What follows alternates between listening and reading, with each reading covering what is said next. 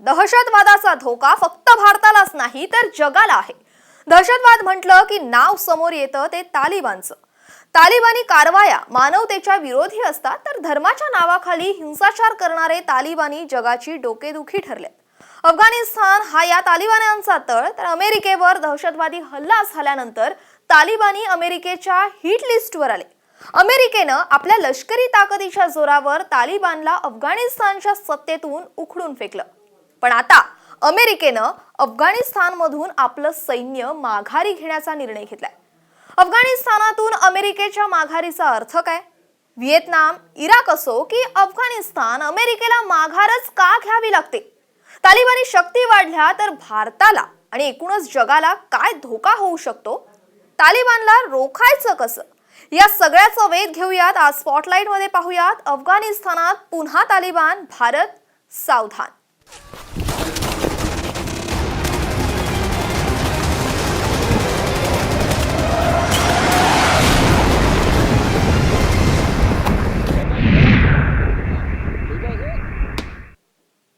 America आणि ब्रिटनच्या सैन्यानं अफगाणिस्तान सोडलंय। अफगाणिस्तानामध्ये असलेले अमेरिकन सैनिक हे आता 11 सप्टेंबर पर्यंत परत येतील अशी घोषणा अमेरिकेचे राष्ट्राध्यक्ष जो बायडन यांनी केली आहे। अमेरिकेवरील 9/11च्या हल्ल्याला अफगाणिस्तानच्या धर्तीवरून पूर्णत्वास नेलं होतं आणि त्यानंतर अत्यंत नियोजनबद्धपणे अफगाणिस्तानातूून तालिबानला सत्तेतून हटवण्यात आलं।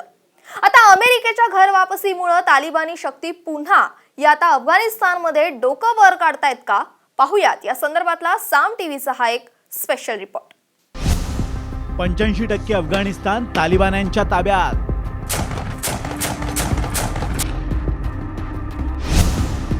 तालिबान्यांपुढे अफगाण सरकारची नांगी। अफगाणिस्तानात तालिबान, भारत सावधान। अफगाणिस्तानात पुन्हा तालिबान्यांनी डोकं वर काढलंय। तालिबानी आता आधीपेक्षा अधिक ताकदवान झालेत। त्यांच्याकडे अत्याधुनिक आणि ऑटोमॅटिक शस्त्र आली आहेत। तालिबान्यांकडे आता AK-56 रायफल्स राहिलेल्या नाहीत। त्यातच अमेरिकेनं अफगाणिस्तानमधून सैन्य माघारीला सुरुवात केली आहे। अफगाणिस्तानच्या लष्कराला तालिबान्यांशी लढणं त्यामुळे कठीण होऊन बसलंय। तालिबान्यांसमोर शस्त्र टाकून अफगाणी लष्कराचे जवान सीमेलगतच्या देशात पळून जाऊ लागलेत। तालिबान्यांनी 85% भूभाग बळकावल्याचा दावा केलाय। जवळपास 140 जिल्हे तालिबान्यांनी ताब्यात घेतलेत। अफगाणिस्तान तालिबान्यांच्या ताब्यात गेल्यास भारताची डोकेदुखी मात्र वाढण्याची शक्यता नाकारता येत नाही।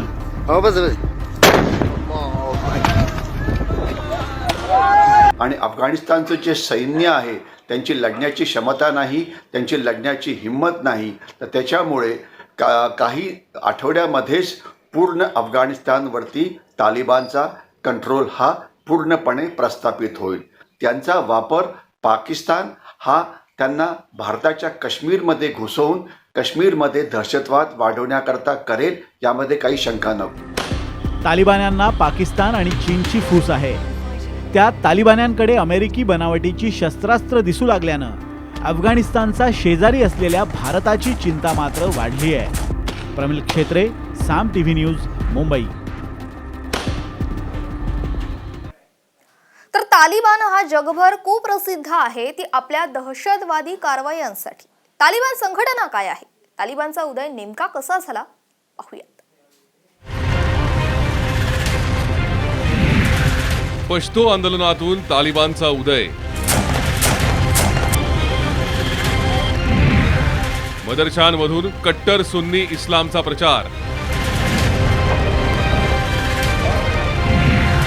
सगळ्या जगाला तालिबानचा धोका।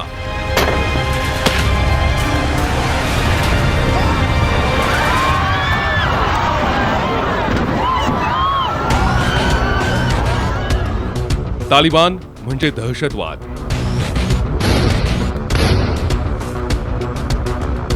सगळ्या जगाला हादरवणाऱ्या तालिबानचा जन्म झाला तो पश्तो आंदोलनातून।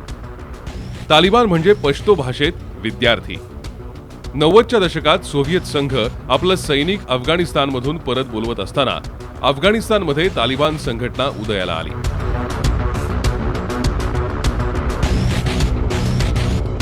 सुरुवातीला पश्तो आंदोलनाच्या माध्यमातून धार्मिक मदरशांमधून कट्टर सुन्नी इस्लामचा प्रसार प्रचार सुरू झाला. याच दरम्यान दक्षिण पश्चिम अफगाणिस्तानात तालिबानचा प्रभाव वेगानं वाढला. सप्टेंबर 1995 मध्ये त्यांनी इराणशी लागून असलेल्या हेरात प्रांतावर ताबा मिळवला. त्यानंतर एका वर्षानं तालिबाननं अफगाणिस्तानची राजधानी असलेल्या काबूल शहरावरही नियंत्रण मिळवलं. त्यावेळचे सत्ताधारी बुरहानुद्दीन रब्बानी यांना तालिबान्यांनी हटवलं आणि हळूहळू सगळा अफगाणिस्तान ताब्यात घेतला.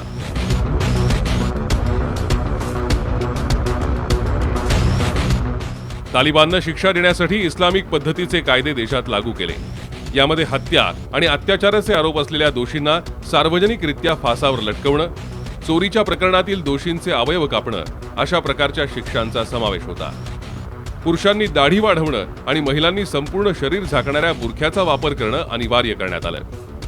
तालिबाननं टीव्ही, संगीत आणि सिनेमा यांच्यावर बंदी घातली. 10 वर्ष किंवा त्यापेक्षा जास्त वयाच्या मुलींनी शाळेत जाण्यावर बंदी घालण्यात आली.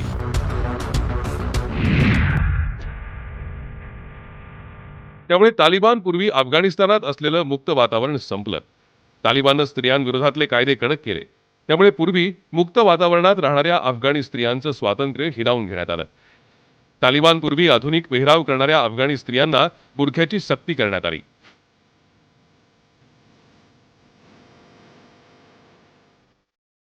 तालिबान म्हणजे मानवाधिकाराचं उल्लंघन आणि सांस्कृतिक गैरवर्तणूक हे जणू समीकरणच झालं.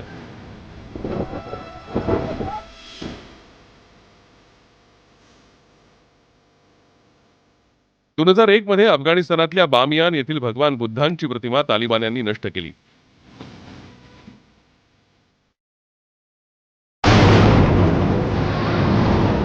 एक सप्टेंबर 2001 रोजी न्यूयॉर्क वर्ल्ड ट्रेड सेंटरवर कट्टरवाद्यांकडून हल्ला करण्यात आला.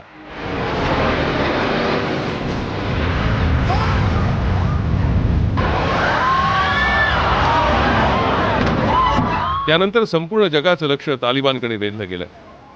या हल्ल्यानं सगळं जग हादरलं. त्यानंतर अमेरिकेनं तालिबान विरोधात कडक मोहीम राबवत तालिबानचं वर्चस्व मोडून काढलं.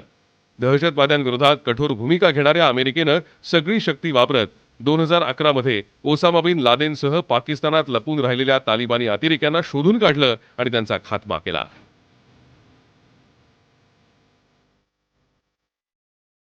पुढे संघटनेची सूत्र मुल्ला मनसूरकडे आली.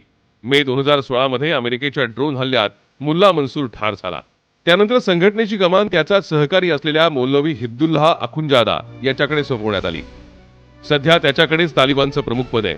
आता अफगाणिस्तानमध्ये पुन्हा तालिबानी शक्तींची ताकद वाढल्यानं जगाची चिंता वाढली आहे. ब्युरो रिपोर्ट, साम टीव्ही न्यूज. अफगाणिस्तानवर तालिबानी शक्तींनी पुन्हा एकदा कब्जा करणं ही भारतासाठी धोक्याची घंटा आहे. भारतीय संसदेवरती झालेला हल्ला आणि कंदाहार विमान अपहरण यामागे तालिबानच होतं. येत्या काळातही तालिबान भारताला धोका पोहोचवू शकतो आणि त्याचप्रमाणे तालिबानी शक्ती या अफगाणिस्तानामध्ये परतल्या तर भारतानं अफगाणिस्तानामध्ये सुरू केलेल्या विकास प्रकल्पांना देखील आता खीळ बसणार आहे. तालिबानने पुन्हा वर काढलं डोकं. तालिबान ठरणार भारतासाठी डोकेदुखी. काश्मीरला तालिबानपासून मोठा धोका. तालिबानचं अफगाणिस्तानमध्ये वाढणारं वर्चस्व भारतासाठी धोकादायक आहे. तालिबाननं यापूर्वी भारतात दहशतवादी कारवाया केलेल्या आहेत. 90च्या दशकात अफगाणिस्तानवर तालिबानचा ताबा असताना सर्व दहशतवाद्यांचं प्रशिक्षण, भरती, निधी संकलन यासाठी अफगाणिस्तान हा तळ बनला होता. लष्कर-ए-तोयबा, जैश-ए-मोहम्मद यासारख्या दहशतवादी संघटनांनी देखील भारतात हिंसक कारवाया करण्यासाठी अफगाणिस्तानात प्रशिक्षण घेतलं होतं. 24 डिसेंबर 1999 ला इंडियन एअरलाइन्सच्या विमानाचं कंदाहारला अपहरण करण्यात आलं होतं. यामागे तालिबानच होतं. लखनौवरून काठमांडूला जाणारं विमान तालिबाननं लाहोर मार्गे कंदाहारकडे पळवलं. प्रवाशांना ओलीस ठेवण्यात आलं. प्रवाशांना सोडवण्याच्या बदल्यात मौलाना मसूद अझहरसह 3 अतिरेक्यांना भारताला सोडून द्यावं लागलं. तालिबानचा धोका त्यावेळी स्पष्टपणे समोर आला होता. संसदेवर 2001 साली जो दहशतवादी हल्ला झाला होता त्यामागेही तालिबानी तत्वच होती. अशा वेळी आता अफगाणिस्तानमधून अमेरिकी सैन्य मागे जाणं आणि तालिबानची ताकद वाढणं भारतासाठी धोकादायक आहे. 30 ऑगस्ट पर्यंत अमेरिकन फोर्सेस अफगाणिस्तानमधून काढून घेतल्या जाणार आहेत. अमेरिकेने हा जो तडकाफडकी आपल्या फोर्सेस तिथनं काढून घेण्याचा निर्णय घेतलेला आहे, त्यामुळे केवळ अफगाणिस्तानच अस्थिरतेच्या गर्तेमध्ये अडकलेला नाहीये, तर अफगाणिस्तानच्या शेजारी असणाऱ्या देशांमध्ये देखील अत्यंत आणि मोठ्या प्रमाणावरती असुरक्षितता निर्माण झालेली आहे. तालिबान चीनच्या सीमेपर्यंत पोहोचलंय. तालिबानचा काश्मीरला मोठा धोका पोचू शकतो. पाकिस्तानमधील तालिबानी कारवाया वाढल्या तर भारताची डोकेदुखी वाढू शकते. तालिबानच्या सत्तेत येण्यानं पाकिस्तान, इराण, चीन आणि भारतासमोरच्या चिंता वाढणार आहेत. अफगाणिस्तानमधली अस्थिरता किंवा अफगाणिस्तानमध्ये तालिबानचं राज्य येणं हे भारतासह चीनला, रशियाला देखील अजिबात परवडणारं नाहीये. त्यामुळे नुकतंच आता भारत, चीन आणि रशिया त्याचबरोबर जे 3 मध्य आशियाई देश आहेत, या सगळ्यांची मिळून जी शांघाय सहकार्य संघटना आहे त्याचे परराष्ट्र मंत्री नुकतंच अफगाण परिस्थितीवरती चर्चा करण्यासाठी एकत्र येत आहेत. मला असं वाटतं की ही एकूणच अफगाणच्या बाबतीमधली एक महत्त्वपूर्ण बैठक आहे आणि याच्या माध्यमातून एक सामूहिक पातळीवरती काही व्यूहरचना तयार करता येते का या दृष्टिकोनातून विचार केला जाईल. मला असं वाटतं की भारतासाठी सकारात्मक घडामोड आहे असंच आपल्याला म्हणावं लागेल. सुरक्षेचा उपाय म्हणून भारतानं अफगाणिस्तान दूतावासातील आपल्या अधिकारी आणि कर्मचाऱ्यांना परत बोलावलंय. भारताचं सावध पाऊल भारत अफगाणिस्तानबाबत सतर्क असून या संदर्भात सावध पाऊल उचलत असल्याचं विश्लेषकांचं म्हणणं आहे. ब्युरो रिपोर्ट, साम टीव्ही न्यूज.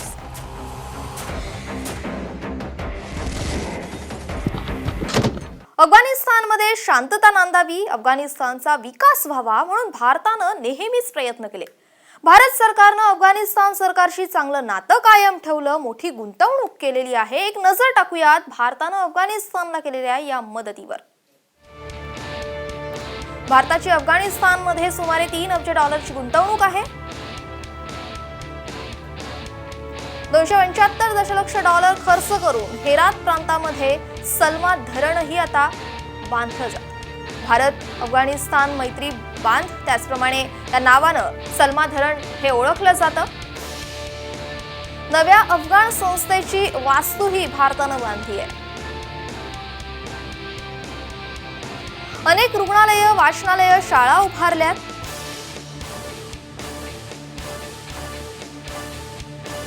$7,200 चौरस किलोमीटरच्या नॉर्थ साऊथ कॉरिडॉरमध्ये गुंतवणूक करण्यात आली आहे. इराणपासून रशियापर्यंत हा कॉरिडॉर असणार आहे.